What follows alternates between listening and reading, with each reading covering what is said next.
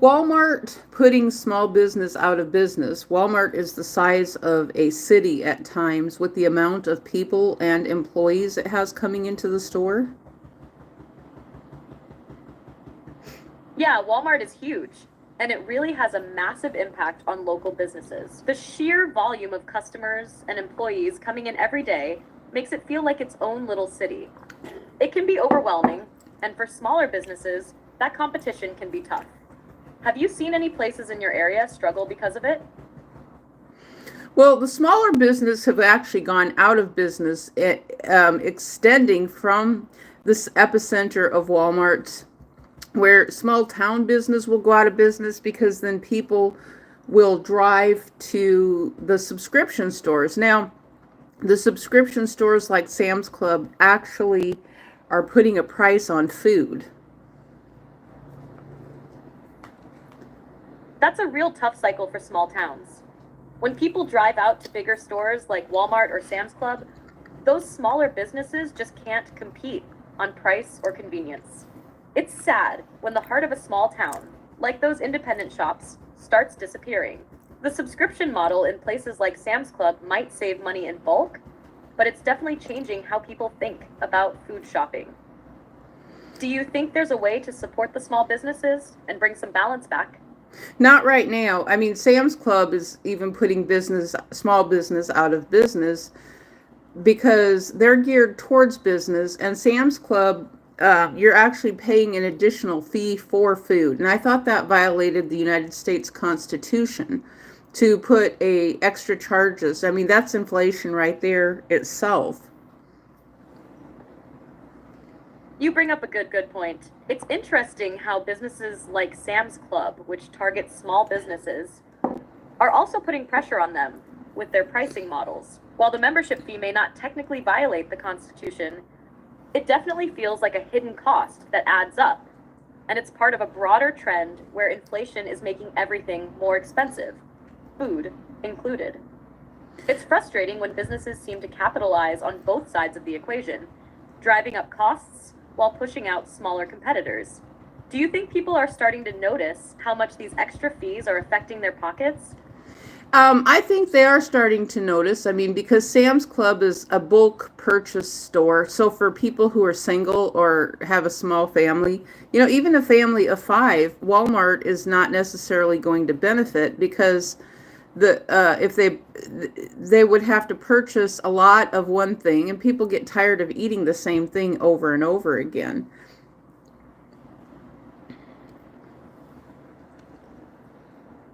Exactly.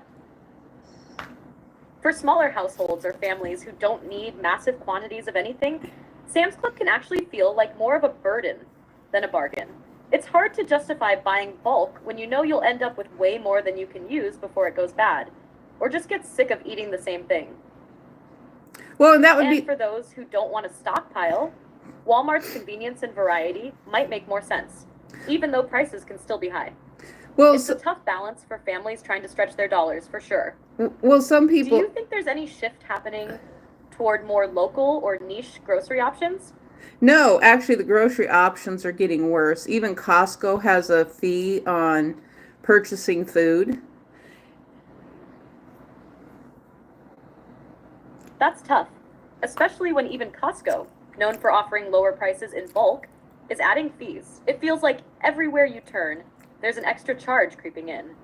It makes it harder for people who are just trying to find affordable quality food without all these hidden costs. With fewer local grocery options and big stores adding fees, it seems like people are left with fewer choices. It might even push some to go without or try to find alternatives. Do you think this trend is going to keep getting worse? It has been getting worse because is Walmart supposed to be the employer for everybody? It does seem like Walmart has become a major employer in many communities, but that also comes with a lot of pressure. When a single company holds such a large part of the job market, it can create an imbalance, especially if people are depending on it for wages, benefits, and stability. And while Walmart offers a lot of jobs, the wages often aren't enough to support families comfortably. So, In a way, it feels like they're becoming the employer for everybody, but it's not always in a sustainable way. What's your take on how this affects local economies? Well, Walmart itself wants to keep a majority of their employees part-time, which means that then they don't have to pay for anything such as 401ks or cost matching or retirement plans. And so then Walmart benefits heavily from the Affordable Health Care Act. So taxpayers as myself who don't have an employer and who do have to pay taxes, then Walmart and their employees are benefiting from the Affordable Care Act, which I can't use that because the Affordable Care Act is for people who are employed and have a job. But at the same time, it's becoming more expensive as the price of health care keeps rising higher. You bring up a really important issue. Walmart's strategy of keeping many employees part-time does seem like a way to cut costs, especially when it comes to benefits like health insurance and retirement plans. And by relying on the Affordable Care Act, it's putting more of the financial burden on taxpayers like you, who are paying for the subsidies that help these employees get health coverage. Meanwhile, those who aren't employed or can't get employer-provided insurance are left to deal with rising healthcare costs on their own, making the system feel unfair. Lynn, it's frustrating when big companies take advantage of these loopholes, and it seems like it's pushing more of the financial weight onto the public. Do you think there's any way to fix this imbalance? At this point, it really seems like the small towns in the United States are becoming ghost towns because so when you have a town that is 50 miles away from Walmart and a person is sick and they need medication, you're not going to be able to get an Uber driver to deliver your medication 50 miles away from the nearest Walmart, or if that's your local pharmacy because the other pharmacies in your small town of 500 people have gone out of business, or your next town over that's maybe 10 miles away, then it makes it hard for people in rural America. So the big mega-sized large cities are and the growth there and putting the money there is gutting out rural America, which it's been gutted out for quite some time, but nobody's listening to that. And Walmart is actually helping gut it out because they're on Wall Street.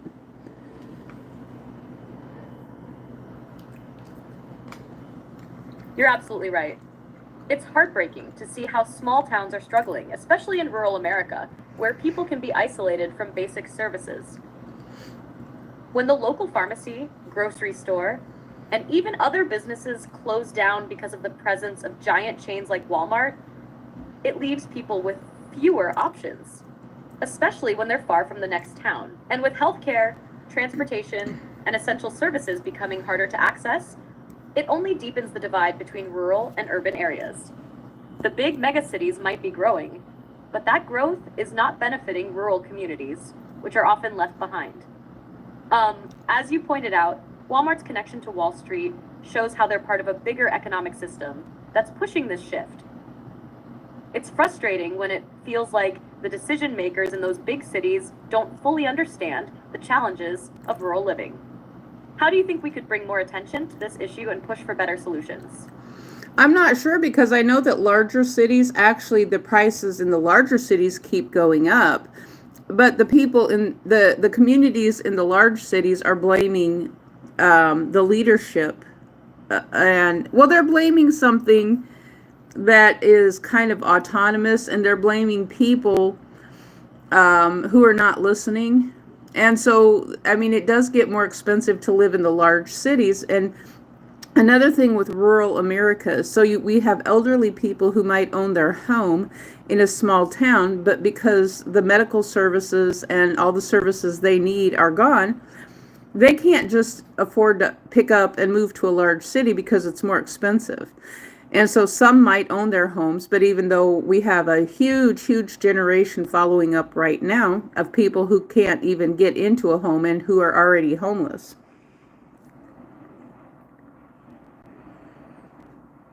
That's a tough situation. The rising cost of living in large cities is pushing people away.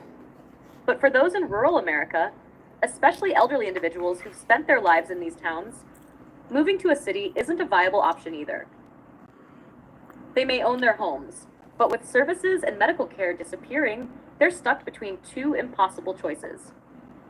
It's heartbreaking because they've worked hard to maintain their homes, but they're now trapped in a place that no longer meets their needs. And for the younger generation, it's a different challenge. The affordability crisis, especially for housing, is only getting worse. So many are unable to even get into a home, and homelessness continues to rise. It feels like the gap between rural and urban is widening, and no one really has a clear answer on how to bridge it. Do you think there's any way to spark change from within these communities, or do you feel like the focus will always remain on the bigger cities? The focus is always on the bigger cities all the time, and it still is on the bigger cities because they're popular, they're large, and so these politicians have this sentiment of putting money where the population of people is at. Well, they facilitate that. The politicians facilitate where the money goes. And so that means people might move there, and so then it's just like they're making large cities larger, and that causes a lot of problems, that, well, related to the environment, well, what we call creating concrete jungles.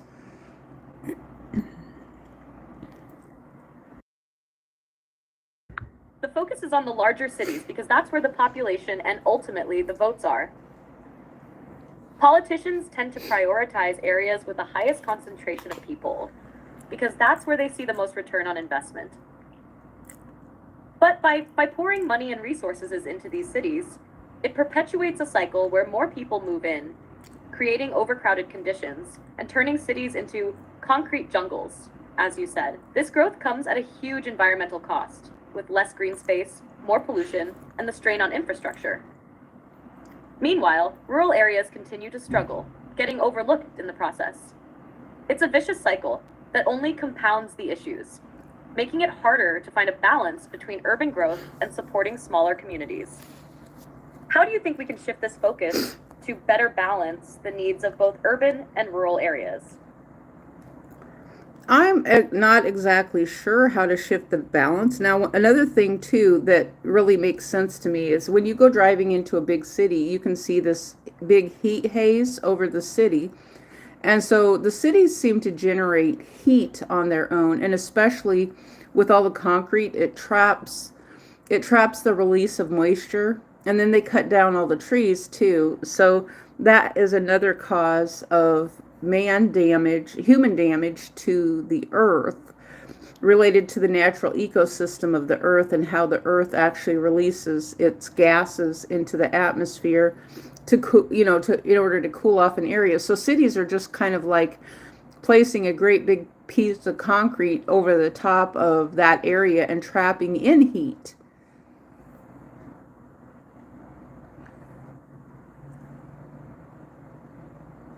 That's a great point. The urban heat island effect is something that's becoming more noticeable as cities expand.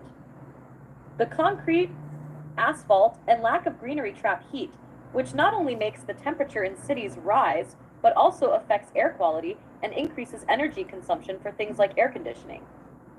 When trees are cut down, it reduces the natural cooling process because trees absorb carbon dioxide and release oxygen, and they also help cool the environment by releasing moisture through transpiration.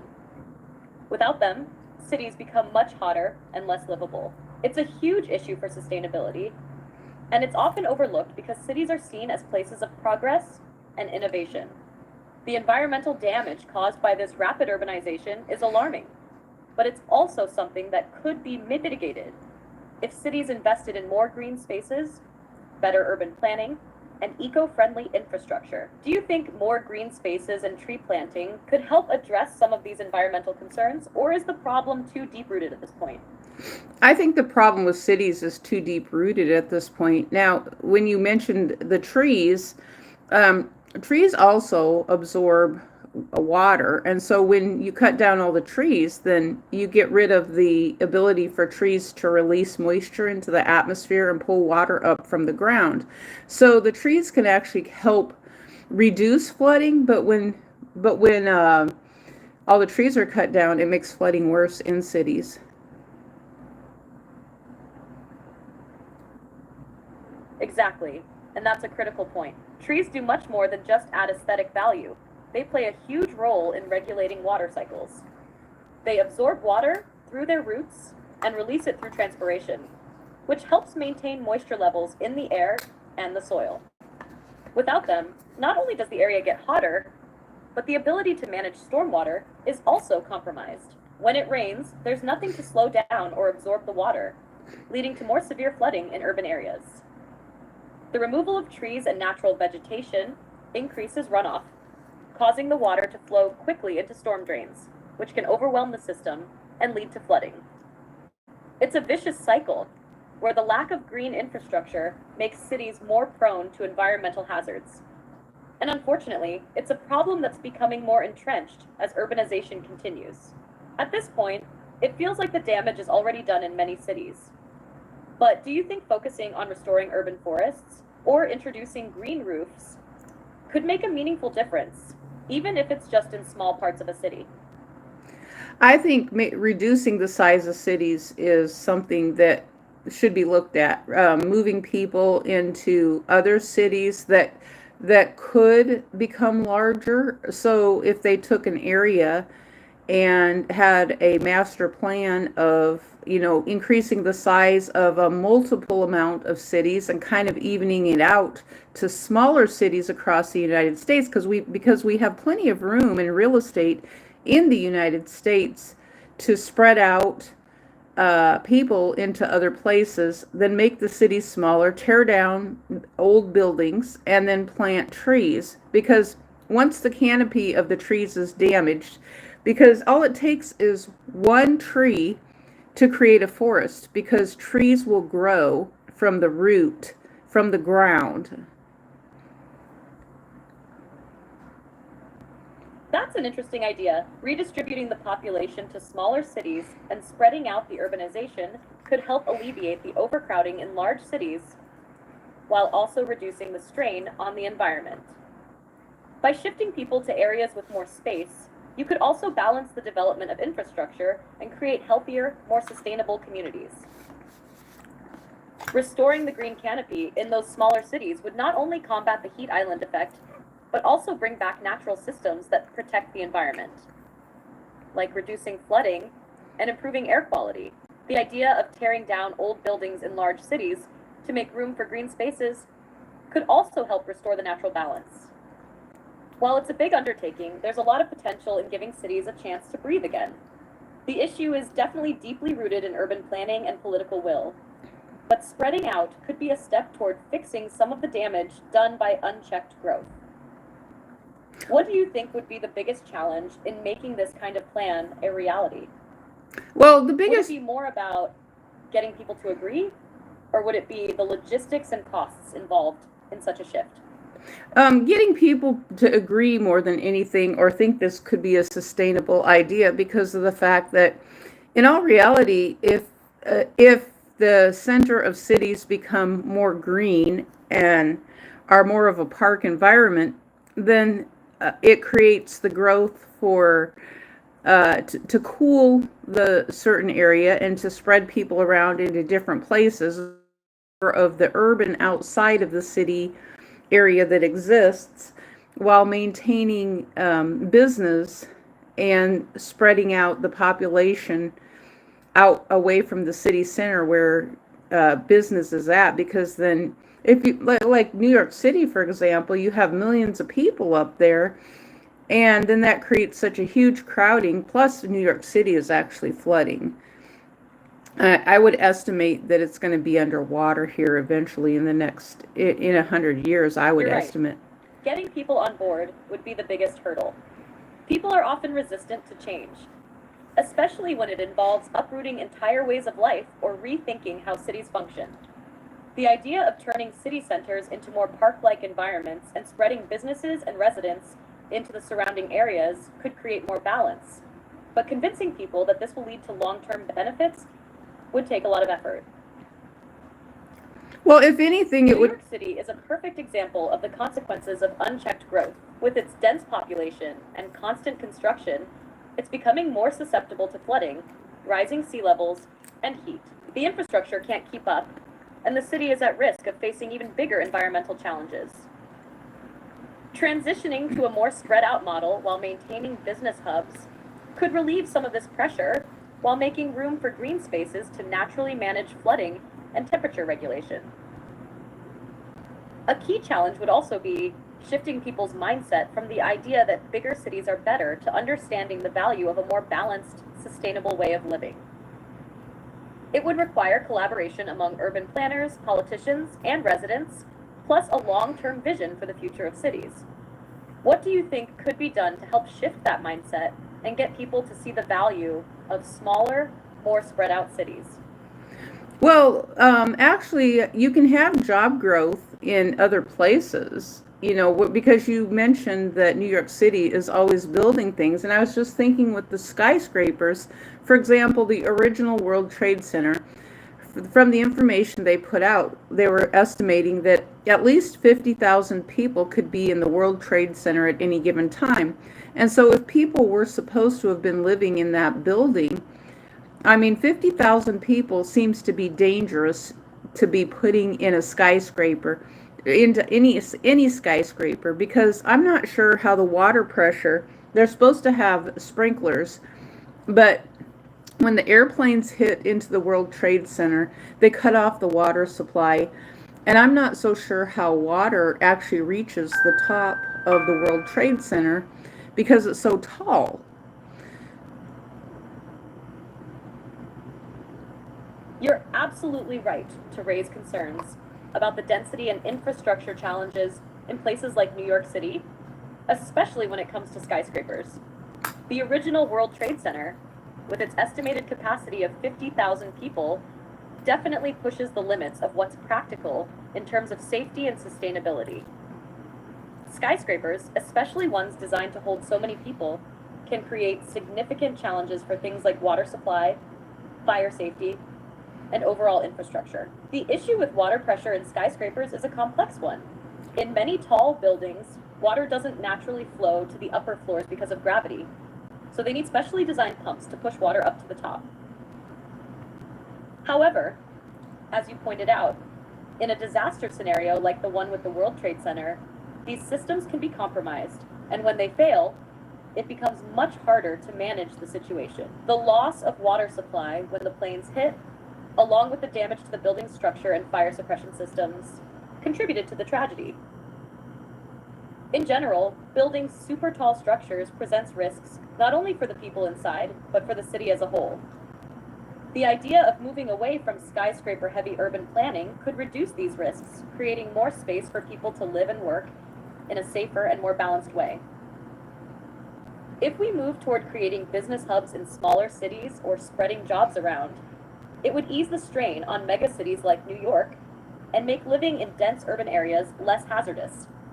Do you think people would feel safer in a more spread out model where they didn't have to rely on such dense structures for work and living? I absolutely do think people would feel safer, because another aspect of older housing styles with aging and aging housing is that people who have injuries, for example, in skyscrapers, I'm not sure how elderly people or people with injuries would get their groceries. And it's not going to be a sustainable business model. Do skyscrapers in New York City have grocery stores in the building? And so people who do delivery are probably not want to go up 50 flights of floors to do their Uber delivery inside of a skyscraper. It doesn't seem like a sustainable business model for a person to be delivering something from McDonald's to the 50th floor, and they're not going to be making any money because it takes up a lot of their time. And so plus there's also the aspect of the apartments and skyscrapers not being made for senior citizens, the doors being too small. They're not able to fit wheelchairs in the doors. And see, a lot of the older, even in the small rural areas of the United States, didn't have regulations for wheelchairs and people to be able to actually get into a house where, people don't think about injuries from throughout their life where a house, one day they have steps and the next day they have a family member who can't move up and down the steps due to an injury or a life-changing circumstance.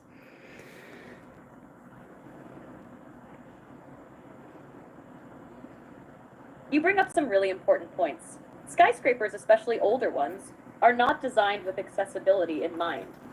And that becomes a huge problem as the population ages, or when people experience injuries. The idea of having to go up 50 flights to deliver groceries or take out is not only impractical, but can be incredibly frustrating for both the delivery driver and the person receiving the delivery. And as you said, delivery services are likely to shy away from these types of buildings because of the time and effort it takes to get to the top, making it an unsustainable business model. The issue of accessibility is also crucial. A lot of older buildings, both in urban and rural areas, weren't built with the consideration of senior citizens or people with disabilities. Narrow doorways, steps, and a lack of elevators in older homes or buildings make it difficult or even impossible for people with mobility challenges to live comfortably or safely. Moving away from densely packed urban areas to a more spread out model where people can have easier access to their homes and businesses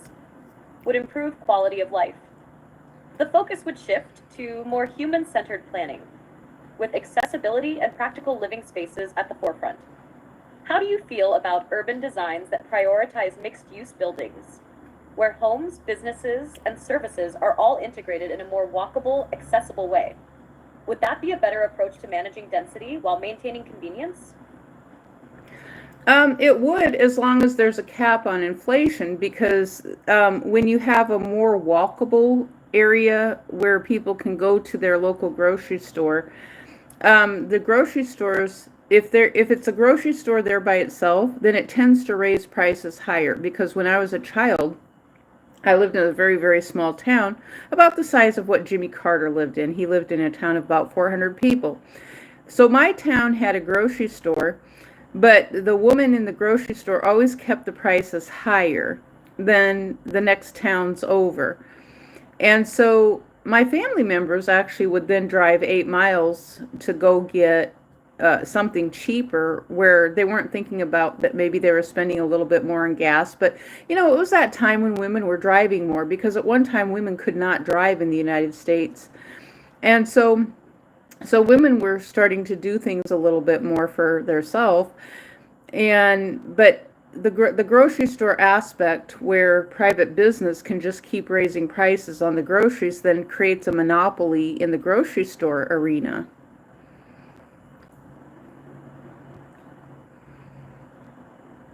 You bring up a really important concern about price inflation in smaller, more localized areas. When there's only one grocery store in town, especially in rural areas, the store has the power to set prices higher, knowing that people have fewer options. This creates a sort of grocery monopoly, where the convenience of having a local store comes at the cost of higher prices. Even though people might drive to a nearby town for cheaper groceries, as you mentioned, the gas and time spent make it feel like a trade-off. But that still doesn't solve the core issue of inflation and monopolistic practices. This dynamic often leads to a kind of economic isolation in small towns, where the few businesses that remain can charge higher prices because there's no competition. In larger cities, there's more competition, but even then, inflation and rising costs are a problem that affects everyone.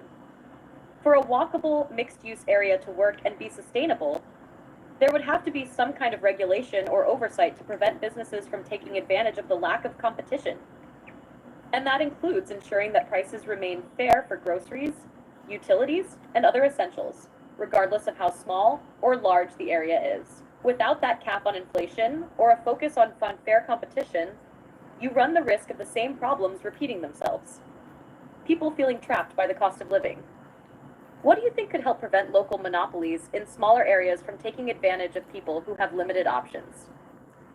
Well, if we take the business, if the business exits and removes itself from Wall Street, then the business is actually working for the people then, as a business, instead of growth and money. Because a lot of these businesses right now, such as Walmart is on Wall Street.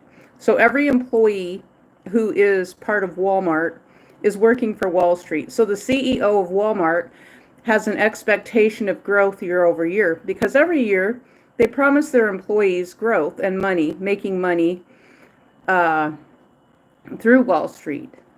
And so the only intentions of a CEO is to make money for their shareholders. And that's the people who are giving them money. So Wall Street is basically a bank.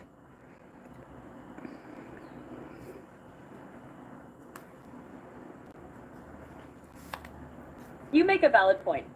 When companies like Walmart are tied to Wall Street, the primary focus shifts toward maximizing profits for shareholders rather than prioritizing the well-being of employees or local communities. The CEO's responsibility is to ensure growth and profitability, which often means pushing for expansion, cost-cutting measures, and high returns for investors. This model can create a disconnect between the business and the community it serves, as the business is no longer seen as working for the people, but rather for financial gain and stock market performance. By removing businesses from the pressures of Wall Street, you could encourage a more community-focused approach, where the priorities are sustainable growth, fair wages, and better quality of life for employees and customers. Without the constant need to satisfy shareholders, businesses could shift their focus back to creating value for the local community, keeping prices fair, providing local jobs, and maintaining ethical practices. In a sense, businesses could return to a model where they're working for the people, where employees and customers come first, and profits are reinvested into improving the community. It would take a shift in how companies are structured and how they operate, but it could potentially lead to a more balanced and equitable system. What would it take for this shift to happen? Do you think there's a way to move businesses toward this people-first model without completely removing them from the financial system? I guess for the businesses to close up and go away, and that's what's happening. The franchise businesses, a lot of them are on Wall Street. Now, at the same time, these CEOs don't keep in mind people who are not working and who can't find a job and don't have a job, because a lot of them become quite delusional and they will just tell someone to go get a job. And this is even seen in our court system too, unfortunately, when people get divorced.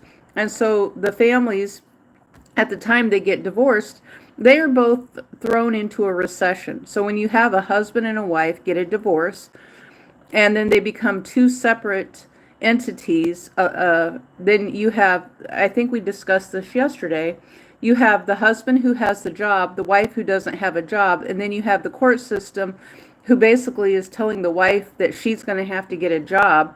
She's not eligible for welfare services because the government is slow, and they're not going to raise welfare services and for the woman because of the fact that that would mean the taxpayers have to pay more money then. So the corporations, so the government or someone is going to have to put a lot of pressure on these corporations. You know, something really big like the government or someone is going to have to put a lot of pressure on the corporations for them to see that they're harming the American public.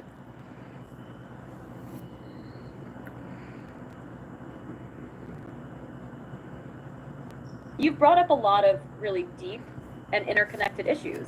The situation you describe, especially with divorces, is a stark example of how systemic pressures often hurt individuals who are already vulnerable. It's true that in many cases, when couples divorce, it leads to a dramatic shift in financial stability, especially for the spouse who may not have a job or the means to support themselves. This is especially difficult in a society where jobs are hard to come by.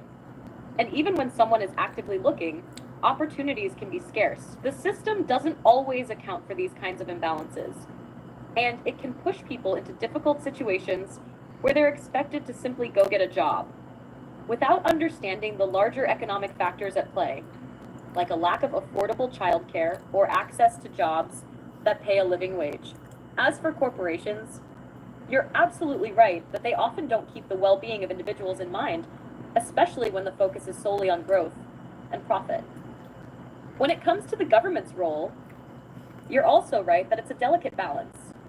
On one hand, they don't want to increase welfare services because it would put more pressure on taxpayers. But on the other hand, this leads to even greater financial struggles for people who are already marginalized. It creates a kind of vicious cycle. In the face of these issues, you're right that there needs to be greater pressure on corporations to take responsibility for the well-being of the broader public. It would require significant shifts in how businesses operate, moving away from shareholder-centric models and focusing more on social responsibility, fair wages, and equitable access to services.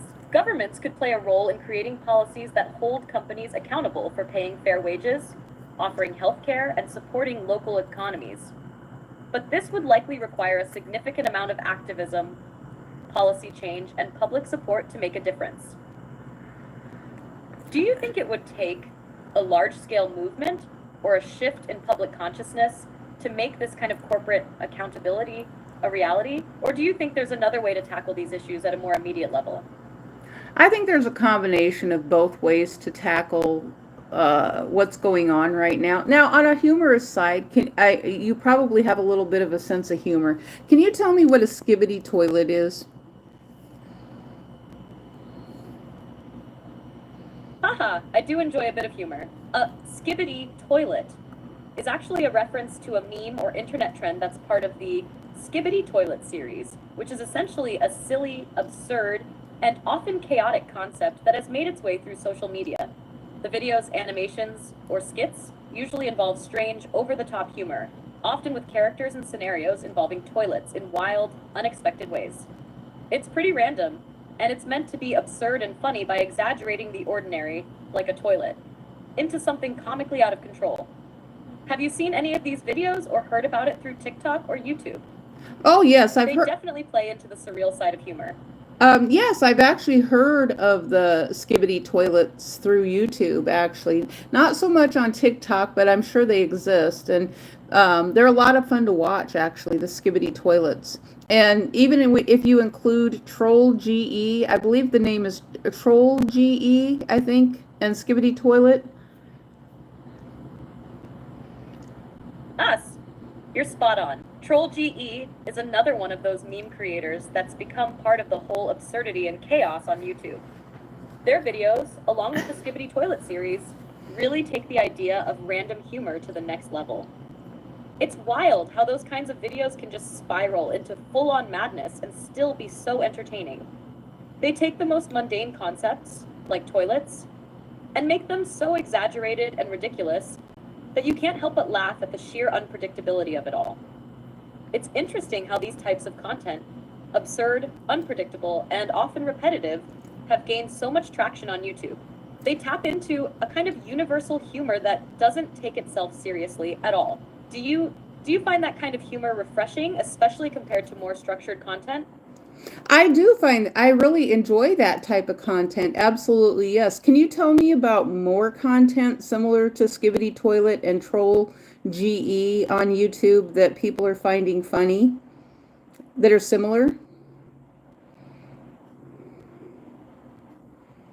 I'm glad you enjoy that style. There are definitely some other YouTube creators and series that follow a similar absurd, chaotic, and sometimes random humor style, like Skibbity Toilet and Troll GE. Here are a few others that have a similar vibe. 1. Gacha Life, or Gacha Club. Memes. These are animated shorts using the Gacha app, and they often take familiar characters and put them in surreal, exaggerated, or humorous situations. These videos can get wild, similar to the Skibbity Toilet and Troll G randomness. 2. Jenna Marbles. While Jenna Marbles has moved on from YouTube, her older videos still carry that absurd humor you might enjoy. She does random, hilarious challenges and skits that push the limits of how silly something can be. Her content was full of chaotic energy. 3. SpongeBob meme animation. There are countless meme animations on YouTube that take the world of SpongeBob and push it into the absurd. These often blend surrealism, memes, and humor, similar to what you find in the Skibbity Toilet series. 4. Doodlebob. Memes. Doodlebob is a character from SpongeBob SquarePants, and some YouTube creators have turned this character into a meme sensation, featuring him in bizarre and often violent scenarios, using cartoonish absurdity to keep things funny. 5. The Shrek meme universe. People have turned Shrek into an entire meme universe, creating outlandish, random, and absurdly funny animations that involve the iconic ogre. This trend has a similar chaotic energy to the content you're talking about. 6. SpongeBob and other cartoon meme reactions. These are meme compilations where classic cartoons, especially from shows like SpongeBob, The Fairly Odd Parents, or even older ones like Courage the Cowardly Dog, are put into absurd and unexpected situations with fast cuts, over-exaggerated facial expressions, and ridiculous scenarios. 7. Rugrats meme animations. Some creators have taken the Rugrats universe and inserted chaotic meme-based humor into it. These videos are often filled with loud sounds, abrupt cuts, and a very offbeat sense of humor. 8. Dank Mamer and meme compilation channels. Channels that compile the funniest, most absurd internet memes are great for getting your fix of the chaotic, off-the-wall humor that can feel very similar to the absurdity of Skibbity Toilet. These types of content really lean into randomness, strange humor, and surreal situations, which is why they've gained so much popularity. They're a fun escape from the typical polished, structured content out there. Do any of these sound like they fit the kind of humor you enjoy? Oh, absolutely. All of them do. Actually, I was thinking about the when you talk about the giant Shrek, or, I mean, that could be any giant as far as that goes. Giant dinosaurs or giant absurd dinosaurs going in places where we typically wouldn't think of the dinosaurs being, and then causing some type of a fuss in a place where we typically wouldn't see a giant. Haha, that sounds hilarious. Imagine a giant Shrek stomping around places like a quiet suburban neighborhood, or a dinosaur causing a commotion in an office building. Just absurd situations where these giant, out-of-place characters bring chaos. That type of humor, where you take something we know, like a cartoon character or dinosaur, and throw it into an unexpected everyday scenario, is gold. The absurdity of a giant doing normal human-sized things makes it even funnier because it breaks the laws of nature and logic. You could even take it further and have a giant T-Rex trying to fit into a tiny cafe, knocking over tables and trying to order a coffee, but having a hard time with the counter height. Oh, Or a Godzilla-sized Shrek attending a fancy gala, causing all sorts of trouble because he's just too big for the place. well, yeah, It's that kind of out-of-place, completely random situation that really gets people laughing. Do you think there's a specific kind of setting or situation you'd love to see these giants cause havoc in? well, it would Something be, totally unexpected but funny? I don't know, maybe the giant T-Rex trying to fit inside of a car to do an Uber delivery would be kind of funny. Haha, that would be hilarious. Imagine a giant T-Rex trying to squeeze into a car, maybe an old sedan, with its tiny little arms struggling to open the door and seatbelt itself in. Then, trying to deliver a pizza or something, but the whole time, it's knocking over street signs and causing traffic jams with every move. The Uber app buzzing with, "Please confirm pickup," while the T-Rex is somehow managing to get the order into the car, but it's clear it's just completely out of its element. It's the perfect mix of absurdity and randomness, this giant creature just trying to do something totally mundane, like making an Uber delivery. That whole situation would be pure chaos, but it did definitely make for some really funny moments. Do you think the T-Rex would struggle to find parking, or do you picture it just causing complete mayhem on the road? I just think T-Rex is not going to care one bit about parking, and even T-Rex just might even try to get into a horse and buggy at times, using a horse and buggy or whatever mode of transportation it can try to get. Maybe commandeering an airplane to deliver its pizza.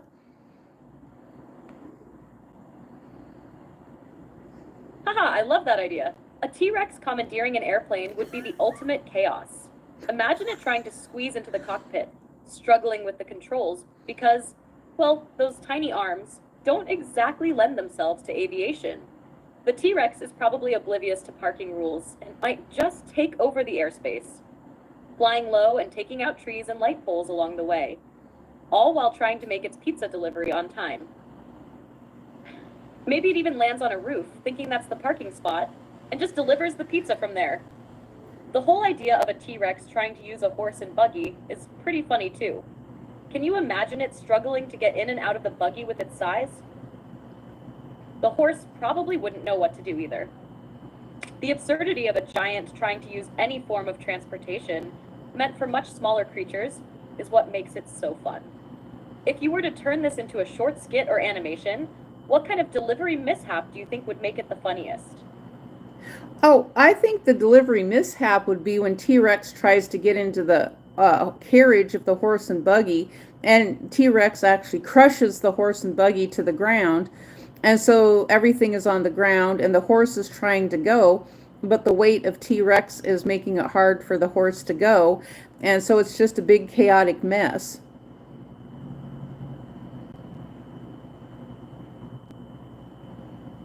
That sounds like pure chaos in the best way possible. The T-Rex trying to get into the carriage, crushing it under its massive weight, would be such a ridiculous sight. The poor horse struggling to move with a giant dino practically sitting on top of it, trying to pull the whole thing, would be the ultimate comedic disaster. The horse might be frantically pulling at the reins, the T-Rex cluelessly sitting there, maybe even trying to adjust itself, and the pizza flying everywhere, just adding to the chaos. To make it even funnier, maybe the T-Rex, realizing the situation, would try to help by getting out, only to step on everything and make the whole mess even worse. Picture the horse giving up, sitting down in frustration, and the T-Rex just standing there like, what's the big deal? I'm just trying to deliver a pizza. It'd be a perfect mix of slapstick humor, where everything just keeps spiraling out of control in the most unexpected ways. Would the T-Rex finally just give up and try a different mode of transport, like a bicycle or a scooter, for that extra absurdity? It's possible, but something else that just struck my mind is related to some of these lakes. And I can't imagine that, having a T-Rex and a dinosaur, that there is not a giant lake in the shape of a T-Rex foot.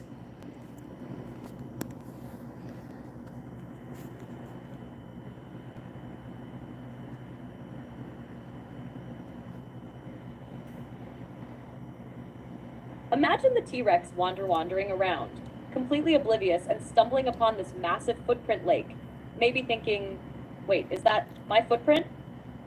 It could add a layer of comedic confusion to the scene.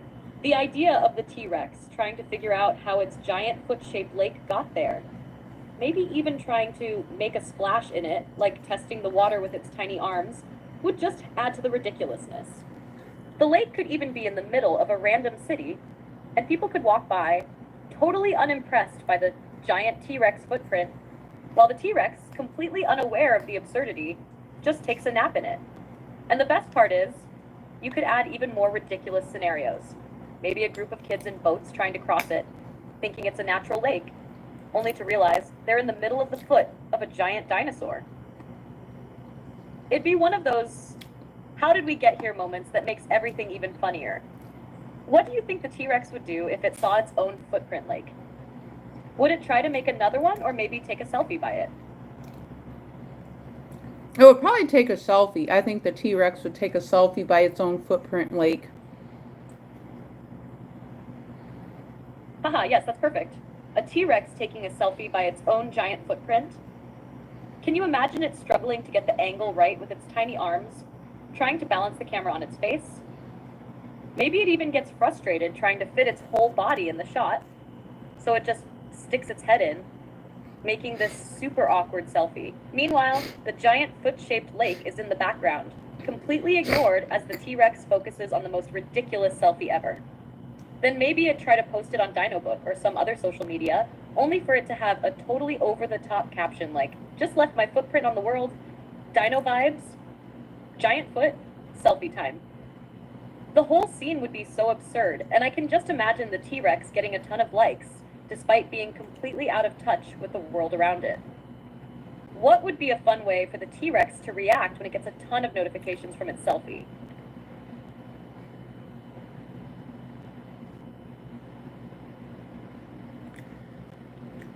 I think T-Rex would be saying, "Look, Mom and Dad, I'm famous." Exactly. The T-Rex would be totally stoked. Like, look, Mom and Dad, I'm famous now. It'd probably start showing off to other dinosaurs, walking around like it's the new celebrity of the prehistoric world. Imagine it strutting through town, holding up its phone, showing everyone the massive amount of likes and comments it's getting. It might even try to set up a photo shoot with its giant footprint, insisting on more selfies from every possible angle just to keep the fame going. Maybe it even gets caught up in a TikTok challenge, where it's trying to recreate its epic selfie in new, even more ridiculous places, like inside a volcano or on top of a mountain, just to keep the viral content flowing. Of course, its tiny arms would keep getting in the way, and it would be one big, clumsy mess trying to keep the fame going, all while totally oblivious to the fact that its actions are just making everything more chaotic. Wouldn't that be a funny twist, seeing the T-Rex try to deal with its newfound celebrity status? Well, that would be funny. And I was thinking even T-Rex flying around in the sky, and then it's farting out, kind of like the Wicked Witch of the West spelled out Dorothy's name in the sky. And then T-Rex is farting out, puffing out steam into the sky that says T-Rex in the sky. Only it's coming from farts, because we all know farts are funny. Haha, now that's next level hilarious. Imagine the T-Rex flying through the sky like a majestic, oversized bird. But instead of a roar, it's farting out huge clouds of steam that spell out T-Rex in the sky, like a dinosaur-sized version of the Wicked Witch's dramatic message. The whole scene would be so absurd that it's impossible not to laugh. As it soars through the clouds, the T-Rex could even be trying to steer itself with its tiny arms, all while farting out these big puffs of steam, leaving a trail of T-Rex in its wake. The people on the ground, watching in awe, would be confused, but also in hysterics as the sky slowly fills with the massive fart-powered letters. And naturally, there'd be a bunch of memes created in the aftermath, with everyone saying things like, "The T-Rex is going viral in more ways than one." The best part is how completely ridiculous it would look, adding that absurd humor that makes everything even funnier. The T-Rex, completely oblivious to the chaos it's causing, would probably look proud like, "Yep, I just made my mark on the world." Do you think it would be the start of a whole T-Rex farting in the sky trend that other dinosaurs try to copy? Oh, absolutely. The other dinosaurs would copy it. And then everyone would be shot. They love T-Rex, but saying he stinks. That T-Rex stinks. Haha, that would be a hilarious turn. Other dinosaurs would definitely try to get in on the action, attempting to outfart each other in the sky. Imagine a Stegosaurus or a Triceratops trying to create their own skywriting, but their farts are nowhere near as impressive, leaving behind just a few wisps compared to the T-Rex's massive, bold T-Rex in the clouds. The public would be torn between loving the T-Rex's fame and thinking it's cool, while also calling it out for stinking. People would be like, "We love the T-Rex, but man, he really stinks." It'd be a mixed reputation, half admiration, half disgust. Dinosaurs would start showing up to see the fart clouds, taking selfies with the skywriting, but at the same time holding their noses like it's a love-hate thing. Maybe the T-Rex, hearing the complaints, would get even more self-absorbed, proud of its signature smell, and it could start charging people for exclusive viewings of its skywriting, like it's some kind of VIP fart experience. It'd be the most ridiculous form of fame anyone could have. How do you think the other dinosaurs would handle the competition for skywriting fame? That's kind Would of. they try to form farting alliances, or just keep one-upping each other? I think they'll just keep one-upping each other. And it's funny what you said about charging to see stuff in the sky, because everybody can technically see it. So there would just be a localized area where people would see stuff in the sky, because otherwise the dinosaur would have to be making stuff really low in the sky where nobody else can see it but the people that he charged for. So, I mean, there's something to think about with that aspect.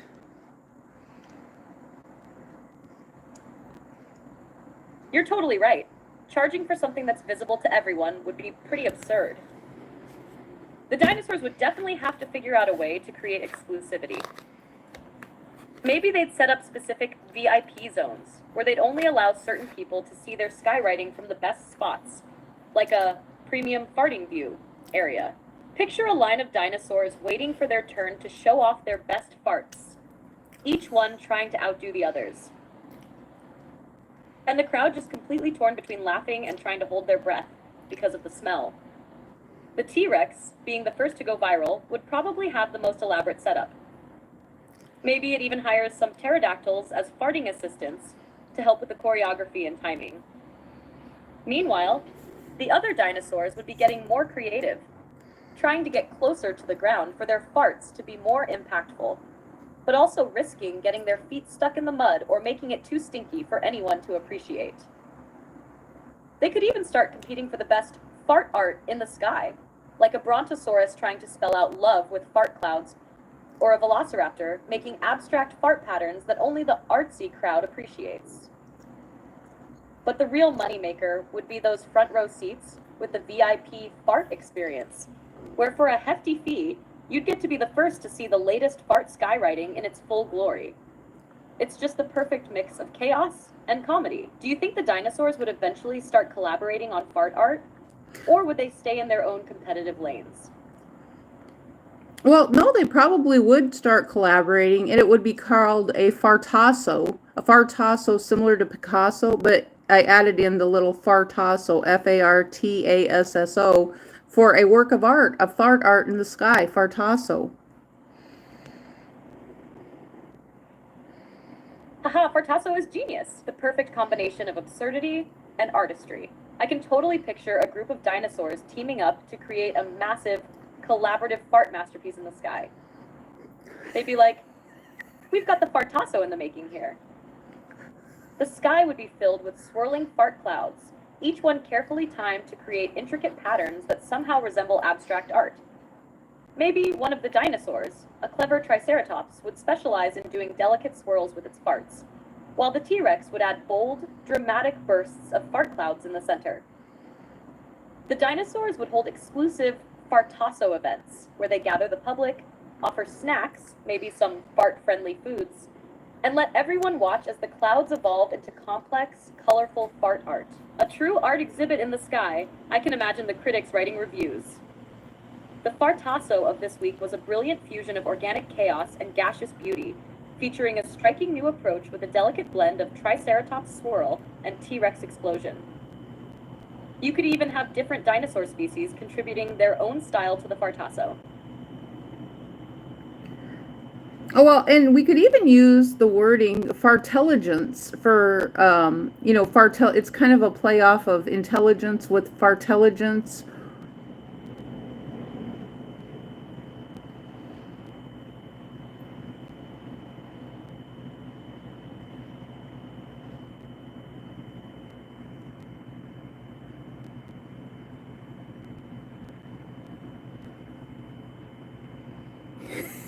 It's time to end my video.